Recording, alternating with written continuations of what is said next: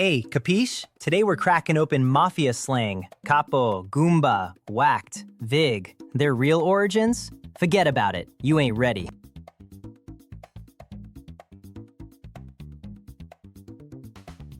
All right, listen up, wise guys. Every rank in the family started somewhere, and let me tell you, these titles came from places that'll knock your fedora clean off. Capiche? All right, our first word to decode. Capo. Capo. The boss of a crew, right? Most folks think it's just short for capitano, Italian for captain, easy peasy. Wrong. It comes from the Latin caput, meaning literally the head, like the head on your shoulders. Italians used capo for any head honcho, chef, family, village, long before the mob got their mitts on it. By the 1500s in Sicily, capo meant the head of any clan or guild.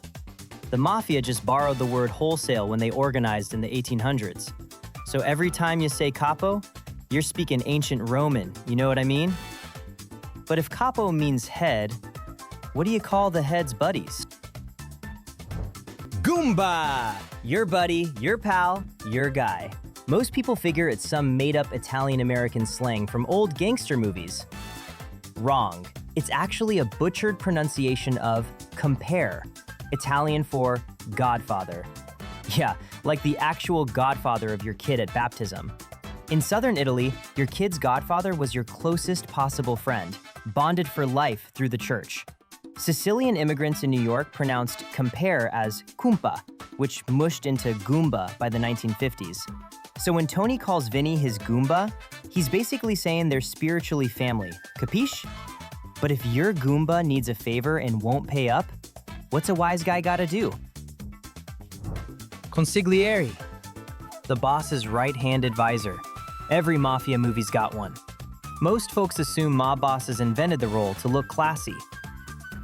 Wrong. Consigliere is straight out of medieval Italian city-states. It meant counselor in 13th century Venice and Florence.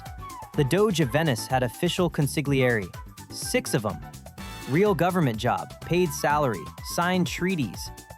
When Sicilian mafia families organized in the 1800s, they straight up copied the government structure to look legit.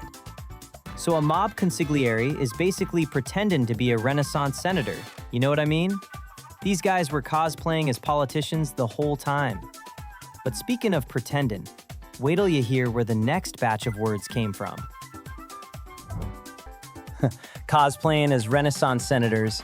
These wise guys were just LARPing politics. Forget about it, and we ain't even warmed up yet, capiche? Now here's where it gets juicy. The words for when things go sideways in the family. Buckle up. Whacked. Mob slang for, you know, taken out, permanent retirement. Most people figure it came straight from gangster movies in the 70s. Wrong. Whack, meaning to hit hard, goes back to the 1700s in England. It's just imitative, the sound a stick makes. Whack. By the 1800s, British boxers used whack for a knockout punch.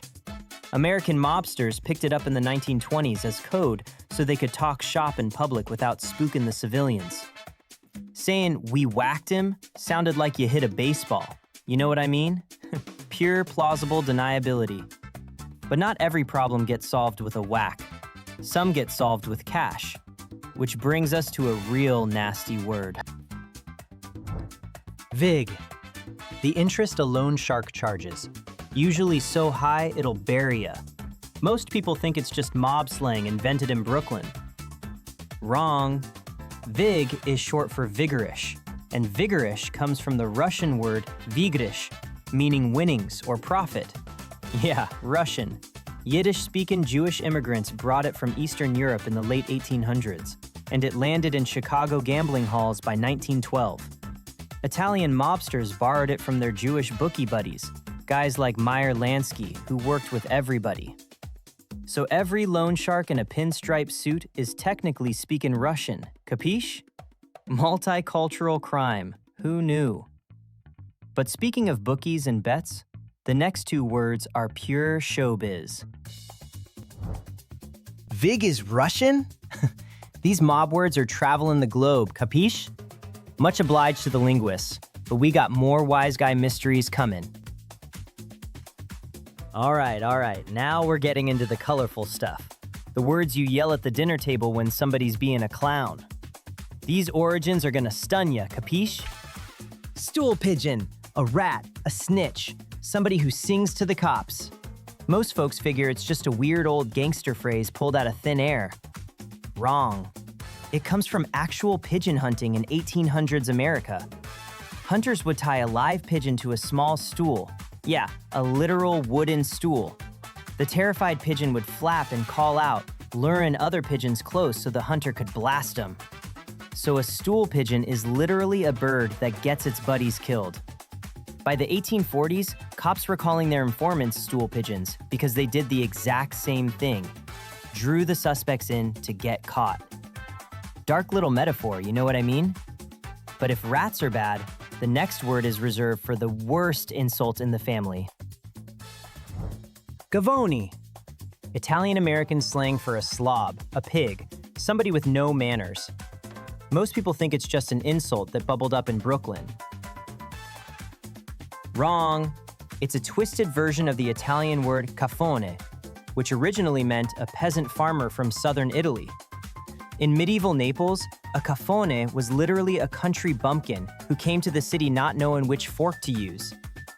Over centuries, it shifted from rural farmer to crude embarrassment. When southern Italians immigrated to America, their Neapolitan dialect pronounced cafone more like gavone, and that stuck. So calling someone a gavone is a 1,000-year-old class diss, capiche? But for the grand finale, wait till you hear the origin of the most famous mob word ever. 1,000-year-old class diss? These insults got more history than my whole family tree. One more word, capiche? And it's a big one. Last one, wise guys. And this word, it built the whole legend, capiche? Mafia, the big one! The word for the whole organization. Most people figure it's just an old Sicilian word for criminals. Wrong.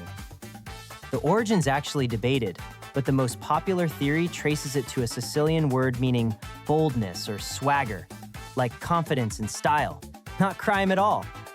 In 1860s Palermo, calling a girl mafiosa meant she was beautiful and self-assured. Some scholars also link it to an 1282 rebellion battle cry, Morte alla Francia Italia anela. Death to France is Italy's cry, spelling M-A-F-I-A. Though most historians think that one's a romantic legend made up later.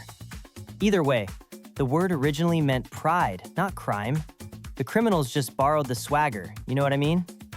Forget about it. Quick round, capiche?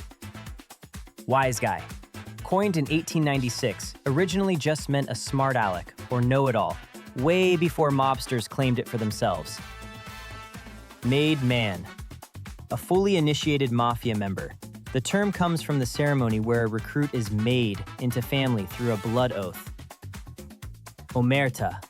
The code of silence traces back to a Spanish word hombredad, meaning manliness, brought to Sicily during Spanish rule. Schlep. To drag yourself somewhere. It's pure Yiddish from German schleppen, adopted by New York mobsters from their Jewish neighbors. And bada-bing? Pure invention by Pat Cooper in the 1950s, a nonsense scat phrase that just sounds Italian. Forget about it. So next time you call somebody your Goomba or your boss your Capo, you're speaking Latin, Russian, and Yiddish, capiche? Stay curious, wise guys. Hey, capiche? If you had a good time, take a peek at the next video. We got more wise guy words waiting. Stay sharp, pal.